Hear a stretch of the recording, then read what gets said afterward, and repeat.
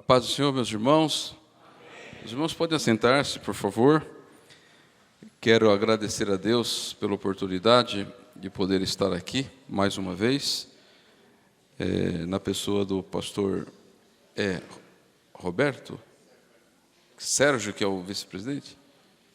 Isso, ao pastor Tarcísio, que é o presidente, o irmão Davi Teles, que foi o interlocutor para podermos estar aqui, e que, em nome dessas pessoas, quero agradecer a todos os obreiros, que o Senhor continue abençoando-os de maneira gloriosa e poderosa. E nós temos, meus irmãos, a missão de falarmos da palavra de Deus sobre a temática, a supremacia das Escrituras frente ao perigo do abandono dos fundamentos bíblicos do nosso tempo. Foram preparados alguns slides, eu não sei como eles estão aí, porque eu não trouxe, os irmãos prepararam, né? Então, eu vou ter um pouco de dificuldade para fazer aqui essa projeção dos slides. Mas nós vamos trabalhar com os irmãos que têm as apostilas aí. Vamos ler Apocalipse, capítulo 22, versículo 6. Nós vamos estar trabalhando um pouco em cima desse versículo. E nós vamos estar também sintetizando um pouco o conteúdo da apostila, tá, meus irmãos? Assim nos diz a palavra do Senhor. Versículo 6. Disse-me, estas palavras são fiéis e verdadeiras, e o Senhor, o Deus dos santos profetas, enviou o seu anjo para mostrar aos seus servos as coisas que breve hão de acontecer. Amém. Os irmãos podem sentar, por favor. Tá. Então, esse versículo que nós acabamos de ler, se o irmão poder seguir para mim aí, fica mais fácil, tá? O versículo que nós acabamos de ler, ele faz aqui menção, irmãos, ou está incluído no último livro da Bíblia, que é o livro do Apocalipse. Os irmãos sabem que nós, como crentes, como cristãos, nós temos a Bíblia como a infalível palavra de Deus. É aquela palavra que não muda em tempo algum. E uma das questões que nós estamos enfrentando nos dias de hoje é que há um ataque declarado às Escrituras Sagradas. E nós temos o que chamamos de teologia liberal. A teologia liberal, ou quem defende esse tipo de pensamento, eles não têm a Bíblia como a infalível e a inerrante palavra de Deus. Principalmente, eles colocam em dúvida os primeiros 11 versículos, os primeiros 11 capítulos da Bíblia, dizendo que não se pode comprovar, que ali tem fábulas, chega ao cúmulo de dizer que o relato da criação de Adão e Eva é uma fábula. E isto surgiu, esse pensamento liberal, ele surgiu com o iluminismo, onde a sociedade em si, ela tentou pensar ou analisar os seus problemas fora do contexto da Igreja Católica e da Igreja da Reforma na época.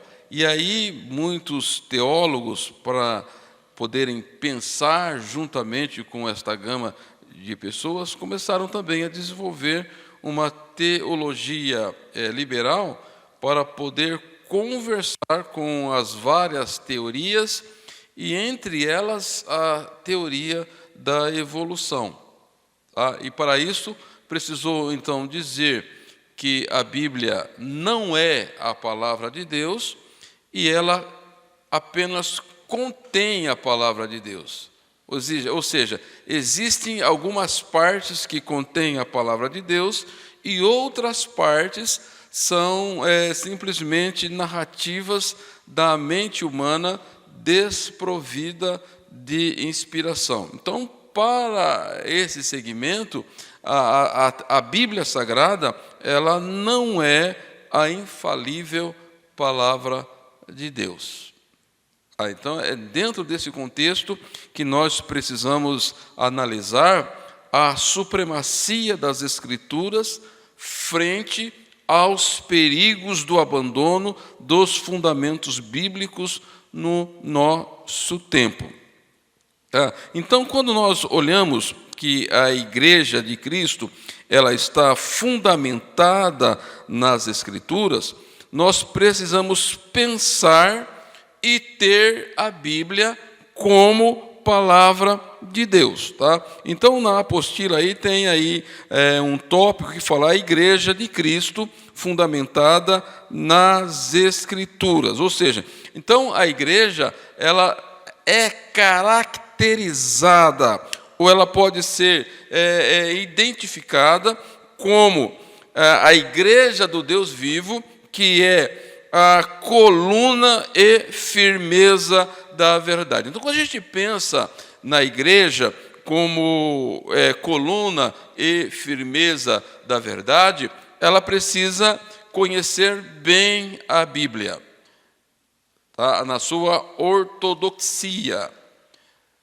O que é que a Bíblia apresenta como princípios doutrinários que vão reger a nossa fé. Então, a igreja ela está edificada sob a autoridade do nome de Jesus e ela é dinamizada pelo poder do Espírito Santo.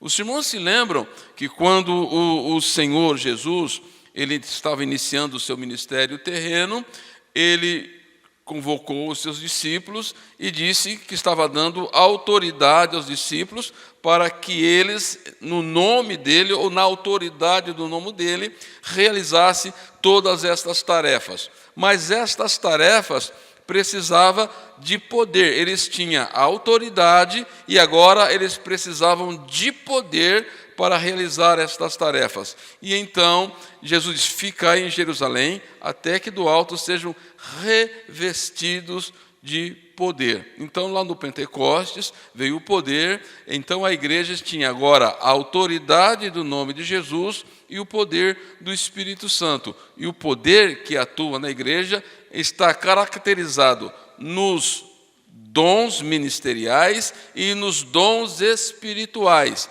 É que a igreja é capaz de realizar assim todas as suas tarefas. Tá? Então, dentro desse contexto, é muito importante as Escrituras Sagradas, porque a Bíblia Sagrada ela é o meio de nós professar a nossa fé. A nossa fé, então, ela está fundamentada, tudo aquilo que nós conhecemos a respeito de Deus, da sua criação, da sua relação com o mundo espiritual, com o mundo humano, está na Bíblia Sagrada. Tudo o que nós precisamos saber a respeito de Deus está nas Escrituras Sagradas.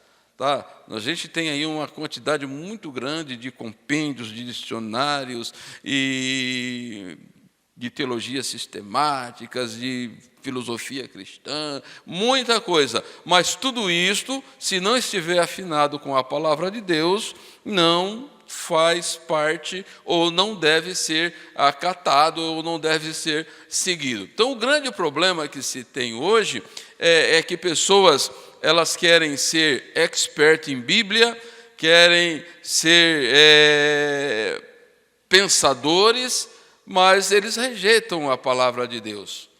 Existem pessoas que dizem, olha, vou estudar a Bíblia agora. Então, a primeira coisa que ele faz é comprar dicionários, tudo isso é muito bom. Tá? E aí, então, ele começa a ler os livros e tal, e depois vai ver a Bíblia. Não, primeira coisa é Bíblia, irmãos. Primeira coisa é Bíblia. Tá? Bíblia tem que ser lida de maneira devocional, a Bíblia tem que ser lida para aqueles que querem pregar, a Bíblia para o professor de escola dominical tem que ser lida.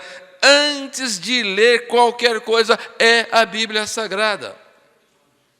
E o grande problema que nós estamos enfrentando hoje é que pessoas não gostam de ler Bíblia. E hoje a gente tem Bíblia com estudos e tal, então as pessoas elas compram a Bíblia só para ler os apontamentos que estão lá. Por exemplo, não, eu tenho a Bíblia pentecostal, olha lá, tem um estudo lá, interessantíssimo. Não, a Bíblia, nós temos, primeiramente, é o texto sagrado.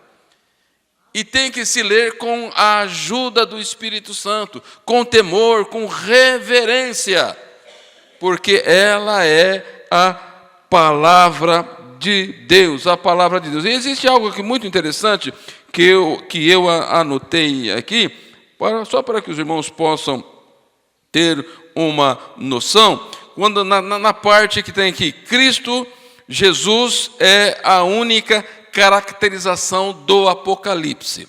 Cristo é a única caracterização do Apocalipse. Aqui nós vamos fazer uma análise, tá? Como Cristo ele é apresentado, porque quando nós olhamos para o livro do Apocalipse, se percebe nitidamente a autoridade divina ali. Jesus diz assim, eu sou a fiel testemunha. As palavras que ele diz são fiéis e verdadeiras. Qual é o ser humano, irmãos, que pode chegar em qualquer instância e dizer que todas as palavras que ele fala é fiel e verdadeira? Qual é a pessoa que pode chegar em qualquer instância e dizer tudo que sai da minha boca é a maior ou é a mais pura expressão da verdade? Mas Jesus ele disse a João, as minhas palavras, aquilo que eu vou dizer para você escrever, são palavras fiéis e verdadeiras. Você pode acreditar. E existem pessoas que querem colocar em descrédito as palavras de Jesus, irmãos. Veja a que ponto nós estamos chegando nos dias de hoje. Mas no livro do Apocalipse, capítulo 22 e versículo 23, vamos abrir a Bíblia em Apocalipse capítulo 22 e versículo 13, melhor dizendo. Veja só o que ele vai estar dizendo ali. Só para nós fazermos uma comparação com esta fidelidade das palavras de Jesus. Versículo 13, ele vai dizer o seguinte: eu sou o alfa e o ômega, o princípio e o fim, o primeiro e o derradeiro. E aí eu fiz aqui uma comparação com Romanos, capítulo 11, e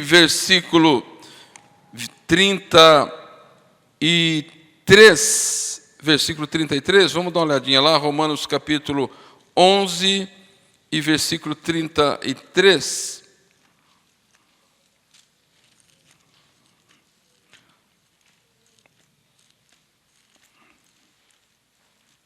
Só para a gente perceber como está destacada aqui a soberania de Deus, a supremacia de Deus em tudo aquilo que faz. Melhor dizendo, versículo 36, diz assim: porque dele, por ele e para ele são todas as coisas. Tá? Quando nós olhamos por essa questão, uma das coisas que vai destacar, que quando fala que Jesus, ele é o alfa e o ômega, ele está dizendo que por ele são todas as coisas. Ou seja, ele, aqui tem a evidência da sua divindade, da sua supremacia, e os irmãos vão perceber que a pessoa de Cristo, já nos tempos de Jesus, ele era contestado como filho de Deus. A razão que surgiu quando o João escreve o seu evangelho, ele tem uma disposição de mostrar que Jesus é o Cristo. Quando vamos para as epístolas também, nós temos esta ideia, dizendo que Jesus é o Cristo. Então, na ideia do pensamento gnóstico, que já estava sendo implantado naqueles dias, a ideia deles qual era? Que Jesus era um personagem fruto do relacionamento de José e Maria. E quando ele se apresenta a João para ser batizado lá nas margens do Jordão, quando o Espírito Santo desce sobre ele, então na ideia desses pensadores, dos gnósticos, é que o divino vem sobre ele, então a partir daquele momento ele começa a realizar todos os trabalhos de Deus, e antes de morrer no Calvário, o Cristo volta à parte divina e só morre na cruz o Cristo humano. Então é por isso que vocês vão perceber, principalmente nas cartas de João, nas epístolas, ele tem essa preocupação de demonstrar que Jesus é o Cristo. Jesus Cristo é o Filho de Deus, a palavra encarnada. Então quando as pessoas começam a colocar em risco a pessoa de Jesus, está colocando em risco também a revelação de Deus através de Jesus. Porque a carta aos Hebreus vai dizer que Jesus é a expressão exata de Deus. E quando Deus soprou nas narinas de Adão, nós nos tornamos imagem e semelhança, mas Jesus é a expressão exata de Deus. Há uma diferença muito grande nisso. Então Jesus é Deus de Deus, ele é coeterno, coigual e coexistente, assim como o Espírito Santo o é. Então nós precisamos, quando estudamos a Bíblia, precisamos partir desse princípio. Precisamos lançar mão de todas essas ideias que tentam enfraquecer a Deus. Se enfraquece a Deus, enfraquece a palavra dele. E se enfraquece a Bíblia, enfraquece a igreja, porque a igreja ela está fundamentada na palavra de Deus. Se temos uma igreja que não tem a palavra de Deus como infalível, inspirada, que só parte dela é inspirada, então cada crente, ou cada pastor, ou cada teólogo, ele vai ter aí a prerrogativa de dizer o que é e o que não é inspirado. É por isso que hoje existem pessoas que estão pegando partes do livro de Romanos, do capítulo 1, dizendo que aquilo não é inspirado, aquilo surgiu do coração de Paulo. Quando Paulo escreveu aquilo, não era inspirado, foi simplesmente numa questão cultural, ele estava querendo dar um parecer para a sociedade daquela época, então ele escreve, mas aquilo não tem inspiração de Deus. Pararam para pensar o risco que se tem, que a igreja ela pode estar correndo, irmãos, de se tornar uma igreja desvinculada da palavra de Deus. Então ele é ele diz: eu sou o alfa e o ômega, as evidências da divindade de Cristo. Então quando ele diz: eu sou o princípio e o fim, ou seja, tudo que acontece na história, tanto do universo, como na história da terra e dos seres humanos, está nas mãos de Deus. Tudo principia nele e tudo se encerra nele. Diz então, eu sou o princípio e o fim. Ou seja, tudo aquilo que acontece desde a criação do homem até o juízo final, quando se dará o lançamento lá no trono branco daqueles que não aceitaram Jesus no lago de fogo, está no controle de Cristo, irmãos. Tudo que ocorre na vida da igreja ou no plano da redenção está no controle de Deus. Nada foge do controle de Deus. Então, aquele pensamento dualista de que Deus criou o homem e depois abandonou o homem aqui para ele resolver os seus problemas, isto não é bíblico. É uma teologia falsa e furada, irmãos. Tá? Então, ele está no controle de tudo. Então, a igreja, na visão de João, no livro do Apocalipse. Nós vamos analisar um pouco aqui essas questões aqui. Tá? Que análise é no livro do Apocalipse, então vamos tentar trabalhar um pouco aqui em cima. Então, vejam só. O endereçamento, quando a gente abre o livro do Apocalipse, os irmãos abram ali o livro do Apocalipse, capítulo 1, por favor, e ele vai iniciar dizendo assim. Já abriram a Bíblia? O primeiro versículo começa assim: revelação de Jesus Cristo, a qual Deus lhe deu para mostrar aos seus servos as coisas que brevemente devem acontecer. Existem pessoas que usam esse versículo aqui para enfraquecer a pessoa de Jesus. Diz assim, olha, aquilo que Jesus revelou, Deus precisou dar para ele, porque ele não tinha o conhecimento de tudo.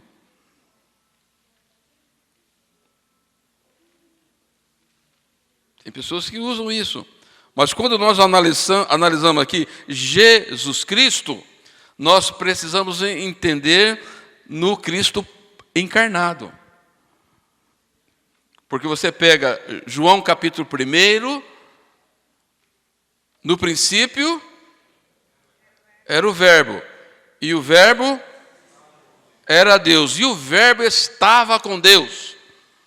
E o versículo 14 vai dizer o quê?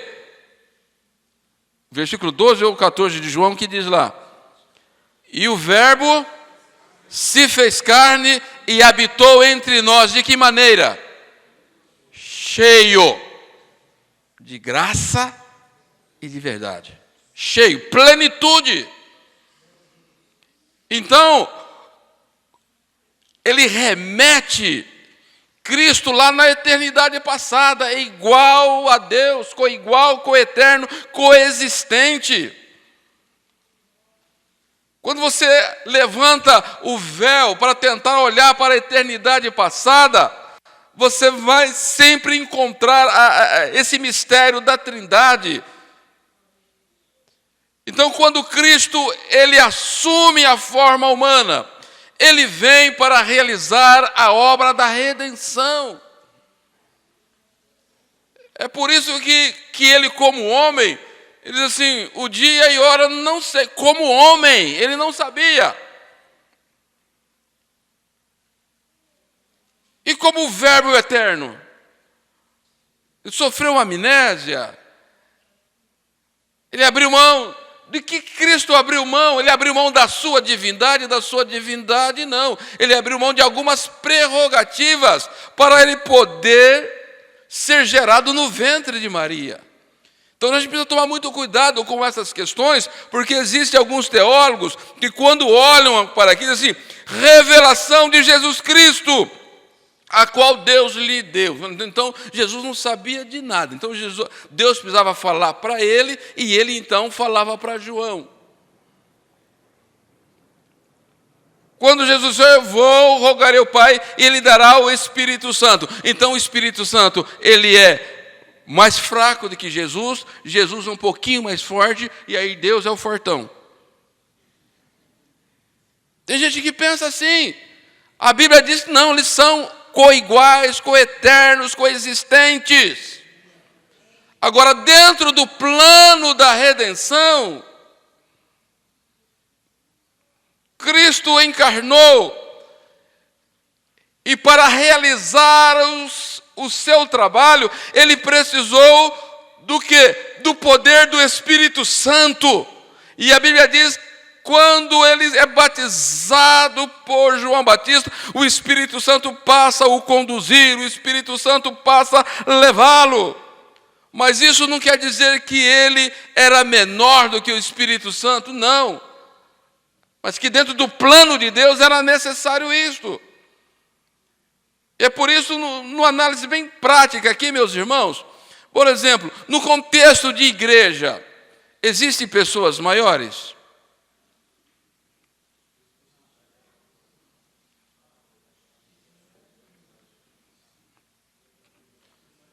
O pastor Sebastião é maior do que alguém aqui?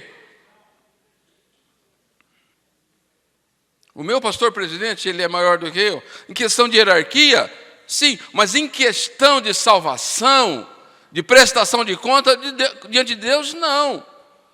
Porque a Bíblia diz que Deus ele age com equidade. Aqueles a quem mais é dado, mais é exigido. Na hora do tribunal é isso. Então, a igreja, quem realiza o ministério é a igreja. O ministério é da igreja. Efésios 4.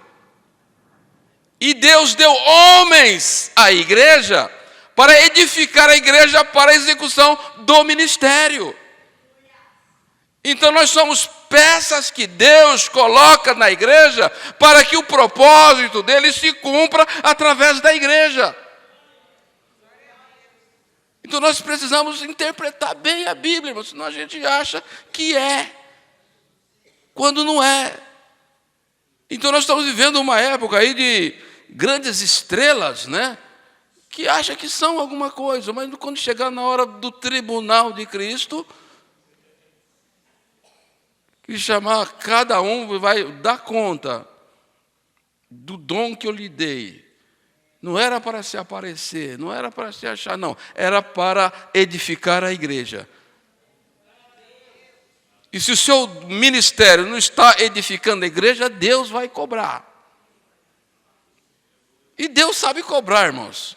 Eu acho muito lindo isso em Deus, porque Ele sabe cobrar. Lembra daquela parábola que falaram lá para o Senhor? Olha, o servo está espancando lá. Disse, servo, o que é que eu ouço de você? Vem cá, estou ouvindo os negócios de você aí. Agora Jesus não precisa de ninguém dizer para ele. Ele conhece todas as coisas. Apocalipse diz, quando João virou para vê-lo, ele disse, os olhos dele eram como chama de fogo. Ciência, os 7 Espíritos de Deus, ciência, conhecimento de tudo, e nada escapa diante dele. Então, ele conhece todas as coisas. Então, a igreja de Cristo, ela precisa ter esta visão, e ela é representada no livro do Apocalipse, nas 7 igrejas da Ásia Menor. Ou seja, então vocês vão perceber, para a gente entender um pouco da igreja, precisamos conhecer a sua história, a historicidade da igreja. Para se conhecer o poder daquilo que Jesus fez, é necessário conhecermos também a historicidade de Cristo. Cristo nasceu? Nasceu, irmãos. E como se deu o nascimento de Jesus? Por obra do Espírito Santo. O anjo chegou lá, olha, quando Maria perguntou, mas como se dará isso que eu não conheço o varão, está fora de toda a cogitação humana? Não, isso é obra de Deus. E você vai ver que tem como Deus ele está no controle da história para que ficasse registrado. Então, ele trabalhou no Império Romano para que se fizesse um censo e que todos os judeus tivessem que ir para a sua cidade natal para fazer o registro. Maria e José estavam lá na Galileia, e quando ela estava para dar à luz, saiu o decreto e eles precisaram vir para Belém. E quando chega em Belém, em casa, ela nasce, o menino nasce. Vocês percebem como a soberania de Deus. Então, quando você lê essas passagens da Bíblia, ela tem crédito, irmãos. O apóstolo Paulo, quando ele vai falar da ressurreição, da garantia da nossa ressurreição, ele demonstra alguns aspectos históricos. E ele começa o capítulo 15 da primeira epístola aos Coríntios, dizendo que o evangelho que vocês receberam, que foi pregado, ele atesta pelo menos algumas coisas. Que Cristo nasceu segundo as Escrituras, que Ele morreu segundo as Escrituras, que Ele ressuscitou segundo as Escrituras. E tem provas, ele diz assim, olha, ele apareceu por último a mais de 500 irmãos numa reunião. Mas imagine só que culto é esse. Numa reunião, mais de 500 irmãos, e Jesus chega, apresenta no meio deles. Mas Paulo, será que é verdade? E muitos deles são vivos, procurem eles. Eles vão dar testemunhos desta reunião. Então, quando alguém vem dizer que não tem ressurreição de mortos, não, irmãos, fique com a palavra de Deus. Então, a palavra de Deus, ela merece credibilidade, irmãos. Credibilidade. Então, a igreja de Cristo, ela é a coluna da firmeza e da verdade. E para isto, ela precisa conhecer. E o instituto, a faculdade, é um dos braços da igreja para isso. É um dos braços da igreja para isso. A escola dominical é um dos braços para isso. O culto de doutrina é um dos braços para isso. Se a gente parar para perceber, existem cultos de oração e doutrina, irmãos, que estão sendo esvaziados.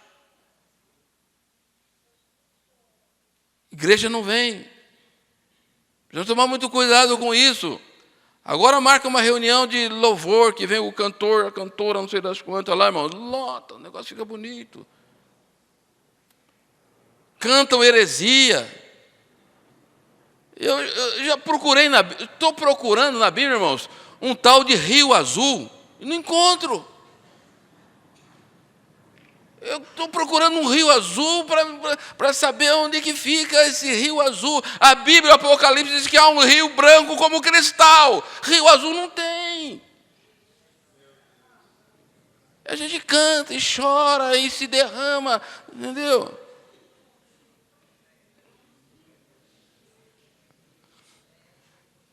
A gente precisa ter muito cuidado com aquilo que se canta, com aquilo que se ouve.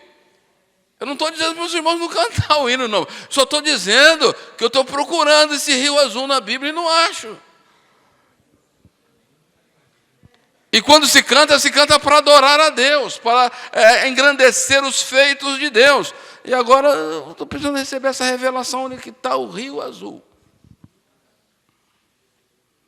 E às vezes é para dar rima, né? Que às vezes o autor ele vai escrever, não dá rima, né? Então ele coloca lá, vamos colocar um riozinho azul aqui para ver se fica bonito. Não é que a água é de tão branca que é que fica azul. Tem uns que falam assim, não, mas de tão branca que a água é que fica azul. Então, mas a gente precisa ter muito cuidado, irmãos, com essas questões. A Bíblia diz que nós somos purificados pelo sangue de Jesus.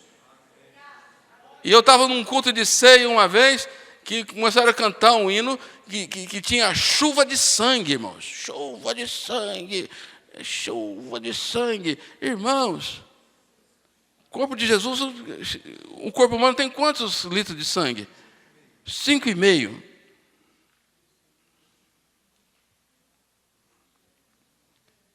E a Bíblia diz que Jesus apareceu diante do trono de Deus, lá no tabernáculo eterno, com o seu sangue, E Deus diz assim: eu aceito esse sacrifício para a redenção. Agora a Bíblia diz que o Espírito Santo foi derramado nos nossos corações, irmãos. Agora o Espírito Santo é derramado, mas não tem chuva de sangue. As pessoas cantam, e é bonito isso, né? Chuva de sangue. Oh, a pessoa vai orar, derrama uma gota do teu sangue nessa enfermidade. Não, mas ora em nome de Jesus, no poder do Espírito Santo. Põe as mãos e os enfermos serão curados. Sangue de Jesus é para purificação de pecado, expiação de pecado.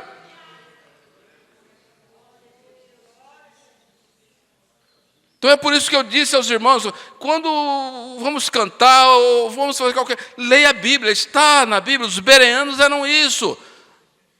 Vamos conferir se está nas Escrituras. E para conferir, precisa conhecer, precisa saber. Porque não adianta você, mas não está nas Escrituras. Você já leu as Escrituras? Eu nunca li, não. Meu negócio é Salmo 91, irmãos, Salmo 23. Vamos tomar cuidado com isso, irmãos. Então, a igreja, ela está sendo edificada para isso. Então, o ministério, os cursos, eles têm esta proposta na igreja. Então, a igreja tem a autoridade no nome de Jesus e o poder do Espírito Santo. Então, quando se pensa na supremacia das Escrituras, uma das coisas que eu gostaria de destacar aqui com os irmãos é que o livro do Apocalipse, ele se inicia então com a declaração, revelação de Jesus. Continuando lendo aqui, vamos destacar algumas coisas que tem aqui dos versículos 1 ao versículo 3 do primeiro capítulo. Vou ler novamente com os irmãos. Bíblia aberta, diz assim: revelação de Jesus Cristo, a qual Deus lhe deu para mostrar aos seus servos as coisas que brevemente devem acontecer, pelo seu anjo as enviou e as notificou a João. Foi notificado a João. João, Deus mandou notificar isso a você. E você vai escrever. Vejam só. Ele continua dizendo: a qual testificou da palavra de Deus e do testemunho de Jesus, e de tudo que tens visto, bem-aventurado é aquele que lê, os que ouvem as palavras desta profecia e guarda as coisas que nelas estão escritas, porque o tempo está próximo. Então, a ideia que se tem aqui, tanto de Cristo e como de Deus e do Espírito Santo, que vai estar também aqui nesse contexto, que fala dos 7 Espíritos de Deus, a ideia que se tem aqui, que você tem, a revelação trata-se que da palavra de Deus, e ela está fundamentada no testemunho de Jesus. Não podemos perder aqui, irmãos, perder de vista o quê? A essência da natureza de Deus. A essência da natureza de Deus e nem os seus atributos. Quando a gente vai pensar na pessoa de Deus, e a gente pensa, por exemplo, na essência de Deus, o que é que Deus é em si próprio?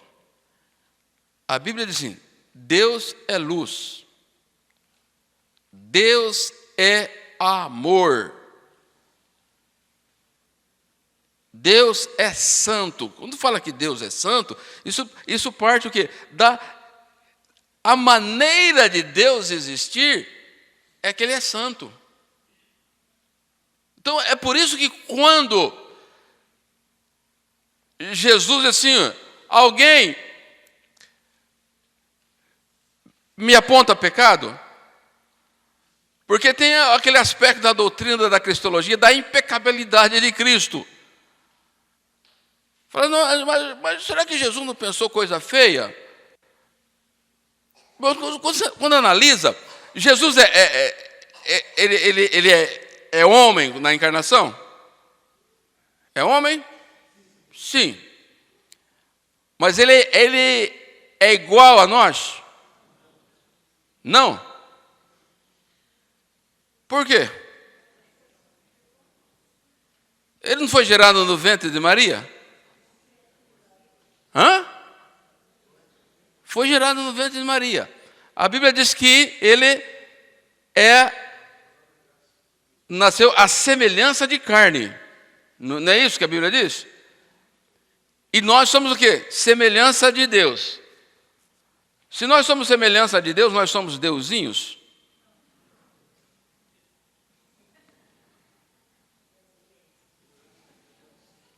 Deu para perceber? Então, quando Cristo ele nasce, ele não foi concebido como foi concebido todos nós aqui. Para nós sermos concebidos, precisou o papai e a mamãe ter o coito. E Maria perguntou, mas como será isso? Eu não conheço o varão. Eu falei, não se preocupe, isso é poder do Espírito Santo. Então Jesus, na sua encarnação, ele não foi fruto do coito entre um homem e uma mulher, mas foi gerado pelo Espírito Santo. A grande diferença de Cristo está aí. É por isso que diz assim, ninguém me convence de pecado. É a razão que no arrebatamento ou na ressurreição, nós vamos ter um corpo semelhante ao corpo de Cristo. E na salvação, nós recebemos o quê? Uma nova geração. Somos gerados de novo. E aí a Bíblia diz que hoje nós temos a possibilidade de pensar como Cristo e de sentir como Cristo. Nós temos a mente de Cristo. E Paulo diz, e haja em vós o mesmo sentimento que houve em Cristo Jesus. E na ressurreição, ou no arrebatamento, nós teremos um corpo à semelhança de Cristo, transcendente. Nós vamos voar esse espaço sideral aí para entrar na eterna glória, conviver, porque tem muita gente, irmãos, como que é que a gente vai se apresentar lá na glória de Deus? Que esses pensamentos tão ruins que às vezes eu tenho, às vezes eu não consigo orar, eu estou orando, vem tanta coisa na minha cabeça, sai para lá demônio, sai capeta, e não sei o quê, eu não consigo, irmão, como é que eu faço? Meus irmãos, quando atingirmos o estágio de glorificação, é algo tão maravilhoso, tão grandioso, que a gente não consegue nem pensar nisso, irmãos. Imagine só quando esse corpo for transformado, se a gente estiver vivo, ou estiver morto, ressuscitar à semelhança de Cristo. E a Bíblia diz lá em Hebreus que Jesus vai chegar diante do Pai e dizer, eis aqui os filhos que tu me deste. Irmãos, isso é Bíblia. Isso é Bíblia. E isso vai acontecer. Tem gente dizendo que não vai acontecer, mas eu creio nisso, irmãos, porque é palavra de Deus. Então vejam só. E Jesus é fiel testemunha disso, porque ele diz assim, de acordo com o testemunho de Jesus Cristo. Testemunho de Jesus Cristo. Assim como os heróis da fé lá tiveram testemunho de Deus, então não adianta colocar em risco a salvação daquelas pessoas que estão relacionadas lá. Porque a Bíblia diz, eles receberam o testemunho de Deus. Abel recebeu o testemunho, Enoque recebeu o testemunho, Noé. Tem testemunho de Deus, irmão. Então não adianta, mas eu acho que não foi, porque Davi foi tão ruim, porque Sansão está lá, irmãos. E quem é que vai contestar isso? Não, mas quando o escritor escreveu, ele não estava inspirado por Deus, não. Escapuliu colocar Sansão lá. Escapou nada, irmãos, nada sai do controle do Espírito Santo. Você precisa crer nisso. Isso é a supremacia da palavra de Deus em um mundo onde se estão abandonando os princípios, os fundamentos das Escrituras. Precisamos tomar cuidado com isso. Vamos caminhar mais um pouquinho aqui, irmãos. Alicerce de autoridade das Escrituras. Vejam só, é preciso conhecer a Bíblia como livro, a sua história e a sua mensagem. Tem gente que não conhece a Bíblia nesses três aspectos. A Bíblia como livro. Ah, mas como eu faço? Se matricula no curso e vai fazer bibliologia. É isso, irmão? Fazendo bibliologia, você vai conhecer a Bíblia como livro. Aí você precisa conhecer a Bíblia também na sua história, como ela foi formada. Porque tem gente dizendo aí que a Bíblia é um amontoado de escritos que as pessoas foram pegando, foram juntando e deu no que deu. Mas quando você estuda a história, como a Bíblia ela foi composta, como Deus usou os homens, como Deus levantou as pessoas, como foi feito o cânon, tanto do Antigo como do Novo Testamento. Aí depois você vai para a mensagem da Bíblia. Qual é a mensagem da Bíblia? Qual é o plano central, o pensamento? Você vai ver o pensamento de Deus de Gênesis ao Apocalipse. E é por isso que o salmista, ele vai dizer o seguinte, em Salmo 19, versículos de 7 a 10, ele vai destacar aqui, isso aqui é um homem que tinha prazer em ler a palavra de Deus. O Salmo primeiro, o salmista diz assim: o meu prazer está na lei do Senhor. E na sua lei eu medito dia e noite, dia e noite, dia e noite, dia e noite. E veja só o valor que o Salmo 119, ele dá à palavra de Deus. Ele vai dizer no começo, diz assim, olha, os céus declaram a glória de Deus, e o firmamento anuncia os feitos das suas mãos. Eu posso ver Deus, eu posso entender Deus na criação, mas nada se compara às Escrituras. Aí ele vai dizer a partir do versículo, até o versículo 5, ele fala, né, que os movimentos dos astros, o sol quando ele sai, ele se põe, isso nos ensina. Mas quando eu vou para a palavra de Deus, ele diz o seguinte: a lei do Senhor é perfeita, perfeita, perfeita. Não precisa de remendo, não precisa de outras ideias. A lei do Senhor é perfeita.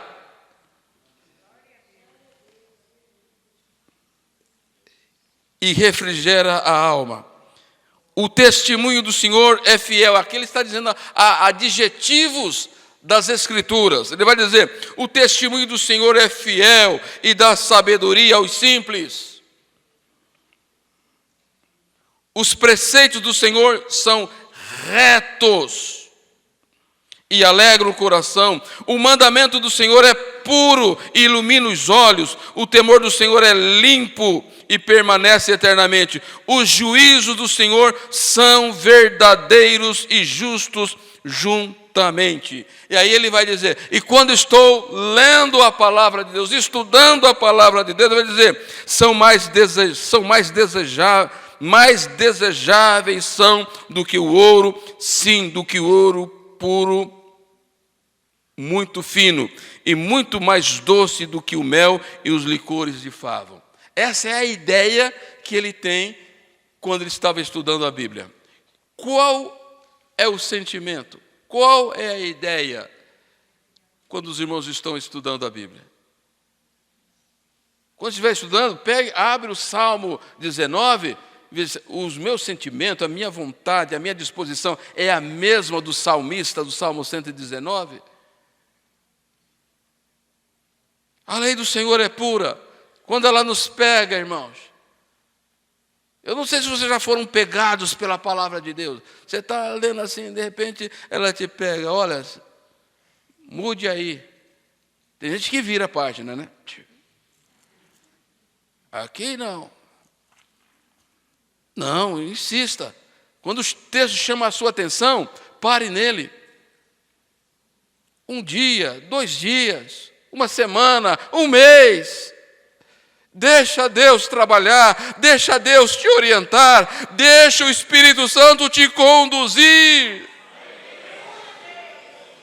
Aí você vai saborear a palavra de Deus como favo de mel, como licor. Ela vai ter o valor do ouro na sua vida. Glória seja dada ao nome de Jesus. A importância da autoridade da palavra de Deus. Mas vamos encerrar, partindo aqui, o livro do Apocalipse, o epílogo das profecias. Agora imagine quando você conhece a Bíblia, né? Mesmo de maneira sintetizada, né? Você consegue fazer um esboço de cada livro, você tem o pensamento central de cada livro da Bíblia, a mensagem que ele está ensinando de cada livro. Irmãos, é a coisa mais linda, é a coisa mais salutar. É naqueles momentos, às vezes você está naqueles momentos de tanta dificuldade, de tanta dor, de tanta preocupação. Daí quando você deita, coloca o cabelo no travesseiro, daí o Espírito Santo te faz lembrar. Inunda a sua alma. O Espírito Santo te faz lembrar. E acalma o coração. Refrigera a alma. E a gente sai daqueles momentos de meditação, assim como Ana saiu da oração, e o seu semblante já não era triste. Não era triste. Glória seja dada ao nome do Senhor. Mas vamos aqui, só para a gente partir para fazer aqui algumas considerações. Então, o Apocalipse, ele é um livro de profecias. Vejam só, a palavra profecia, ela ocorre por 7 vezes no contexto do livro. A primeira vez que ela aparece é no versículo 3, que diz: bem-aventurado aquele que lê e os que ouvem as palavras desta profecia. 22:10, lá no final, vai dizer o seguinte: não celes as palavras da profecia deste livro, porque o tempo está próximo.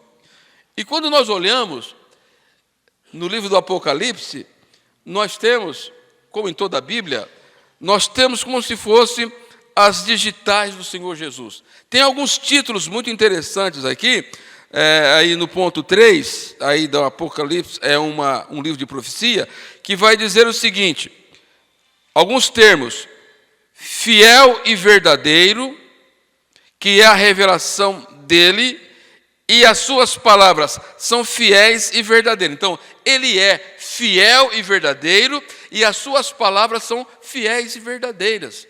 Eu não sei se os irmãos, as irmãs, já atingiram aquela maturidade de confiar nas palavras de Jesus.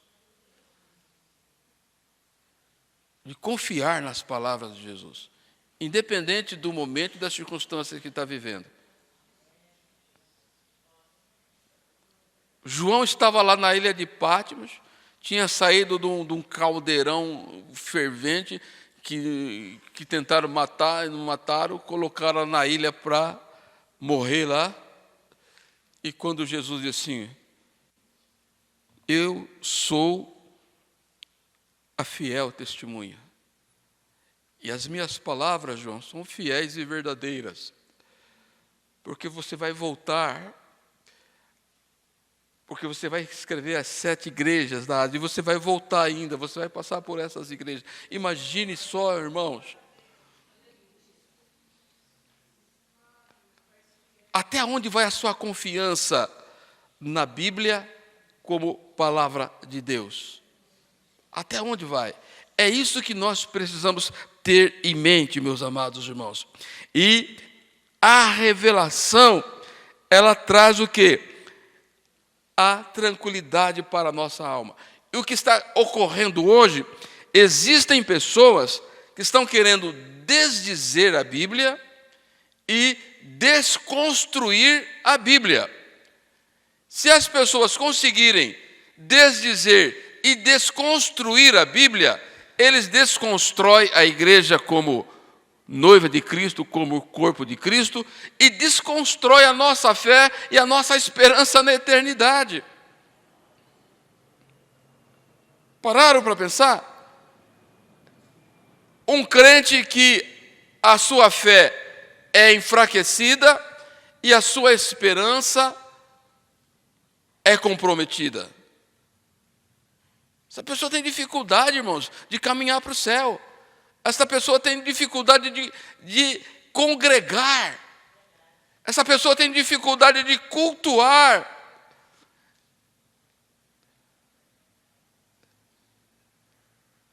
O hino que nós cantamos, 459, ela tem dificuldade de cantar. Creio eu na Bíblia. Não, mas tem coisa na Bíblia que eu não acredito, então eu não posso cantar esse hino, estou mentindo. Pararam para pensar como é sério essa questão? E isso, irmãos, não é do dia para a noite, não. Isso começa em pequenas pitadinhas de heresias que vão entrando, que vão se alojando,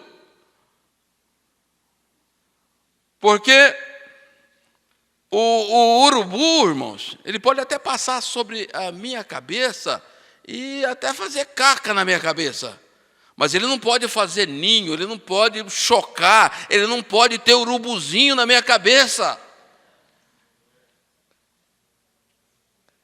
E as heresias, elas são assim, elas vão de forma sutil. E tem pessoas endurecidas, embrutecidas, porque já não acreditam mais nas palavras do Senhor.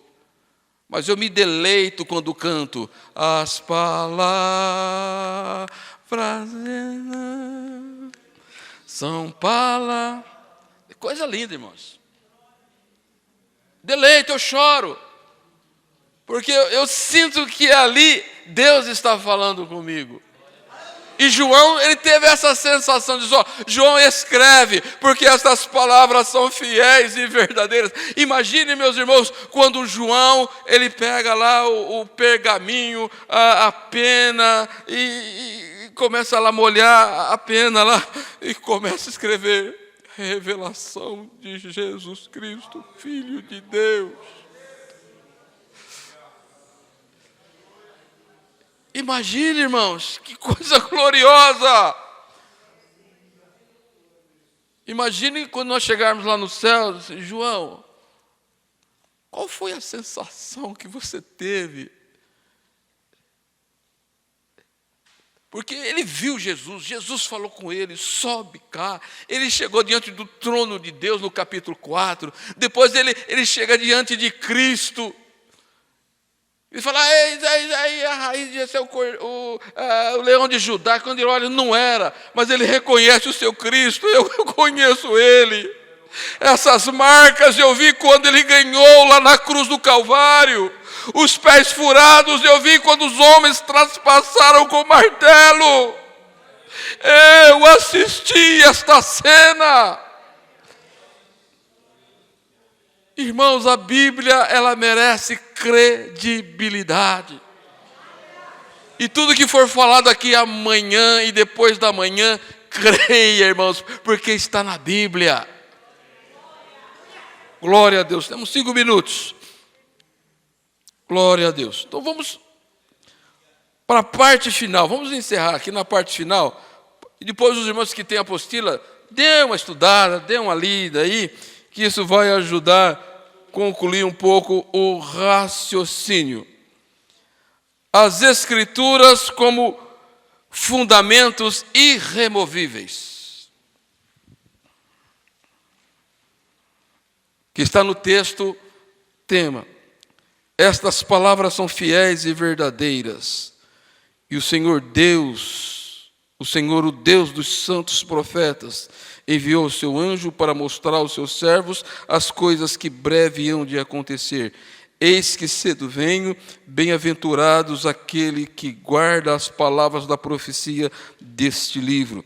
Eu, João, sou aquele que vi e ouvi estas coisas, e havendo-as ouvidos e visto, prostrei-me aos pés do anjo, mas ele mostrava que Prostrei-me aos pés do anjo que mais mostrava para adorar, e disse-me: olha, não faças tal, porque sou conservo teu e de teus irmãos, os profetas, e dos que guardam as palavras deste livro. Adora a Deus. E disse-me: não cele as palavras da profecia desse livro, porque o tempo está próximo. Então, algumas coisas a destacar aqui. A natureza das Escrituras são fiéis e verdadeiras. A fonte das Escrituras, o Senhor Deus dos santos profetas. A fonte das Escrituras é o Senhor Deus dos profetas. A teologia se faz com fundamento nas Escrituras. Os irmãos sabem que há uma diferença entre teologia... Deixa eu enxugar o olho aqui, que eu estava até dificultando para ler aqui, irmãos. Eu sou muito chorão, irmãos. Glória a Deus. Os irmãos sabem a diferença entre teologia e doutrina?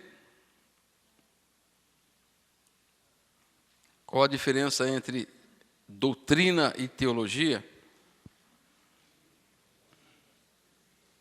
Doutrina é aquilo que a Bíblia diz dela mesma. E é irremovível. Não se mexe. Teologia é aquilo que nós falamos da Bíblia. Agora, se a pessoa é um crente fracão, um desviadão, e aí, sem compromisso com a palavra, irmãos, a teologia dele pode ser furada. Então é por isso que tem a teologia reformada, teologia pentecostal, teologia não sei o quê. Quem é estudante é acostumado com esses termos, não é verdade? São homens que estão estudando. Se esses homens são comprometidos com Deus, com o Espírito Santo, então a interpretação é correta. Agora, se a pessoa, ou se o professor que está dando aula também, se o pastor que está ministrando não tem compromisso com Deus, irmãos, a teologia que ele faz, porque a teologia precisa de pensamento, precisa de raciocínio. Eu preciso raciocinar, eu preciso pensar. E se o Espírito Santo não me ajuda, se o Espírito Santo não está comigo, eu tenho dificuldade, eu posso soltar a heresia. É por isso que de vez em quando as pessoas soltam os negócios meio fora do negócio, porque não tem nada com o Espírito Santo, irmão. Por isso que tem muitas pessoas se retratando. Tem um aí que se retrata direto, depois volta no mesmo caminho, aquele Benny Hinn. Falei, não, perdão, mas depois ele volta dos mesmos caminhos. Então a gente precisa ter muito cuidado. A doutrina, ela não muda. É sempre isso aí. Agora, quando nós vamos interpretar a Bíblia, nós estamos fazendo teologia. Se você está evangelizando alguém, você está fazendo teologia, porque você está interpretando a Bíblia. O Senhor Jesus diz, crê no Evangelho e será salvo. Tal. Eu me lembro, já estou terminando, irmão. Eu me lembro uma vez, eu cheguei, em Paulina, novo, daí o irmão disse, irmão, vamos visitar uma família, para resolver explicar. Eu cheguei lá, falei, irmãos, eu trouxe aqui para o irmão Bastião, me chamar de irmão Bastião, para o irmão Bastião explicar para vocês que a Assembleia de Deus é a única igreja. Eu falei, misericórdia, irmão, que vai fazer um negócio desse comigo, né? E eu entendi ele, porque era uma pessoa muito simples, não tinha leitura, e tinham ensinado para ele que a Igreja Assembleia de Deus era a única igreja. Daí eu precisei fazer um resumo histórico da história da igreja, a igreja do Pentecostes, para chegar até nós. Fiz um resumo. Daí ele, quando nós saímos, irmão Baixão, eu não sabia disso não. Falei, então, daí eu comecei a explicar para ele o que é denominação e essas coisas todas, entendeu? Então a gente tem que ter muito cuidado com isso, porque muitas vezes a gente ensina e isso, aquilo que eu falo, muitas vezes é a expressão da máxima verdade para alguém. E a pessoa pode ir para o céu ou para o inferno com aquilo que eu ensino também. Então a gente tem que ter muito cuidado, irmãos. Então, doutrina bíblica é aquilo que a Bíblia diz dela. Teologia é aquilo que nós fazemos. Tá? Eu também sou diretor do Instituto Bíblico lá em Paulínia, e a nossa preocupação é exatamente essa, irmãos. Às vezes é uma pessoa de outras igrejas para fazer o curso. Pastor, qual é a igreja certa, irmãos? A igreja certa é aquela igreja que está aos pés de Cristo. Aos pés de Cristo. Agora, se você quer ir por uma denominação que você se sinta melhor, aí a gente pode orientar. Mas essa questão de dizer a igreja certa, denominação certa, não, a igreja de Cristo é um corpo, que é quando a pessoa aceita Jesus como seu Senhor e Salvador, ela é inscrita no livro da vida. E nós, como igreja, então precisamos trabalhar e orientar as pessoas para chegarem no céu. Que Deus em Cristo nos ajude, que Deus em Cristo nos abençoe. Espero ter atendido a expectativa dos irmãos dentro do tempo que tivemos. Que Deus abençoe o pastor Davi, o irmão Sérgio, e transmito o meu abraço ao pastor Tarcísio. Que Deus continue abençoando a vida de vocês. Foi um privilégio muito grande poder participar desse trabalho aqui. Amém?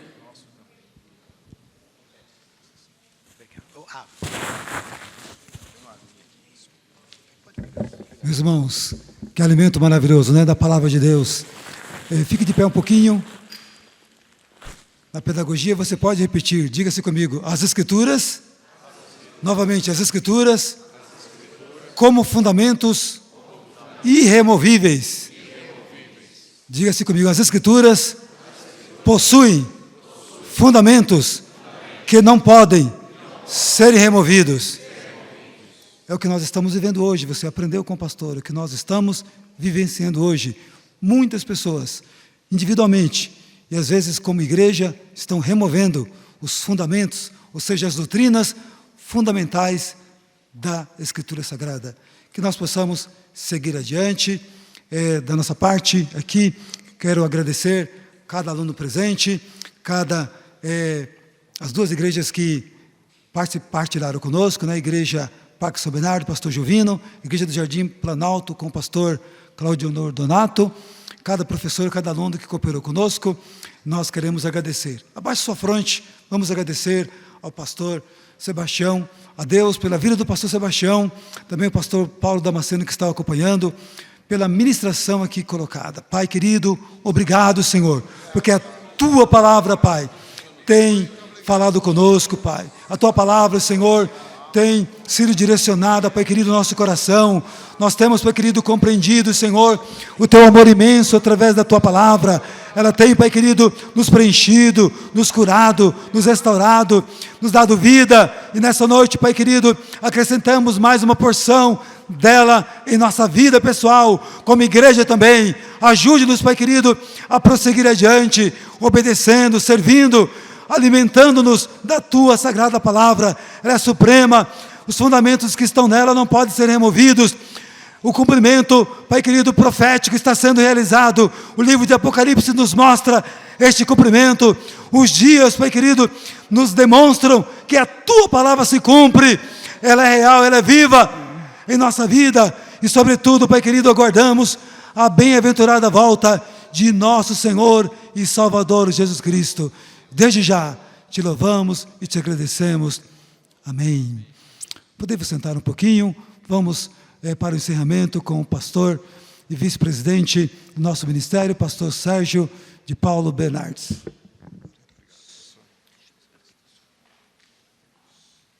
Graças a Deus. Meus irmãos, a nossa gratidão ao Senhor por essa primeira noite da Semana Teológica.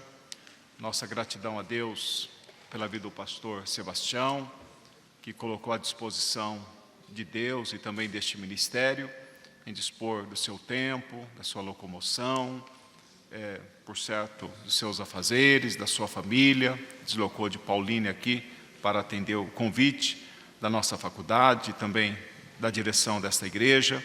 Deus abençoe grandemente o pastor, também o pastor Paulo que o acompanha. Deus abençoe esses servos do Senhor e os recompense de uma forma muito especial aos pastores, à vossa família, ao vosso ministério. Deus abençoe grandemente. Bem como também aos nossos alunos da FATEBENE, nos mais diversos cursos, aos professores, à direção da FATEBENE, aos funcionários que estão aqui também, se doando, empenhando para a realização deste trabalho, as congregações convidadas para estar aqui conosco hoje, juntamente com seus pastores, pastor Jovino, Parque São Bernardo, as irmãs, os irmãos que vieram, da mesma forma o pastor Claudionor, Planalto, as irmãs, os irmãos que vieram para participar conosco e ter essa participação especial também nos louvores. A vida de cada um dos meus irmãos, Deus abençoe grandemente, também aqui a presença, a representação da diretoria da igreja, aos pastores, Deus abençoe em nome de Jesus.